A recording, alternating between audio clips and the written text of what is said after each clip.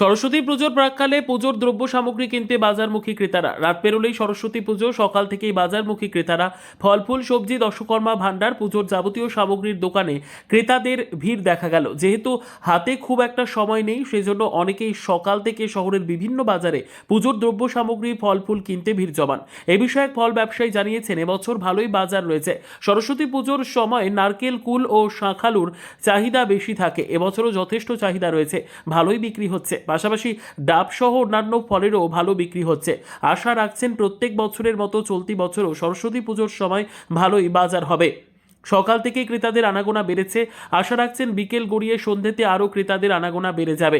এছাড়াও দেখা গেল পুজোর যাবতীয় দ্রব্য সামগ্রী ক্রয় করতে ক্রেতারা ভিড় জমিয়েছেন বিভিন্ন দোকানগুলিতে। এবার দেখা গেল বাজারে দেখতে পাওয়া গেল মাটির কালির দোয়াত। বাজারে প্রসঙ্গত সরস্বতী পুজোর সময় কাচের কালির দেওয়া মিষ্টি বিক্রি হয়।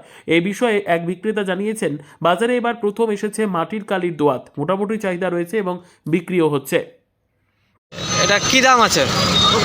কাঠেরটা হচ্ছে 20 টাকা করে। আচ্ছা, মাটিটা দুই রকম আছে, একটা 20 টাকা আছে, একটা 40 টাকা আছে, একটা 30 টাকা। এটা কি এবার নতুন? এই বছর নতুন এই বছর নতুন। আচ্ছা, কেমন চাহিদা? চাহিদা হচ্ছে টুকটাক কিছু হচ্ছে। কেমন বিক্রি হচ্ছে এবার? হচ্ছে টুকটাক আপনার নামটা? করতে পারা।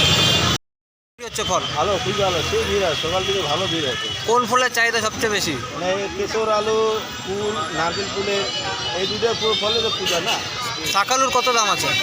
আলু 60 টাকা কিলো, 70 টাকা কিলো। আর নারকেল কুল? 60 টাকা, 70 টাকা। ডাবের কেমন বিক্রি আছে? দামও ভালো বিক্রি আছে। ডাবের এখন কত দাম আছে? ডাব 30 টাকা, 40 টাকা। কেমন ক্রেতারা আসছেন সকাল থেকে? ভালো, সকাল থেকে ভিড় আছে, ভালো। ঠিক আছে। কি আশা রাখছেন এবার কেমন বাজার হবে? ভালো বাজার রয়েছে আপনার সকাল থেকে তো ভালো বাজার আছে। সন্ধ্যাবেলা আর আমরা আশা করছি ভালো বাজার হবে। আপনার নামটা? আর নাম বাবুল।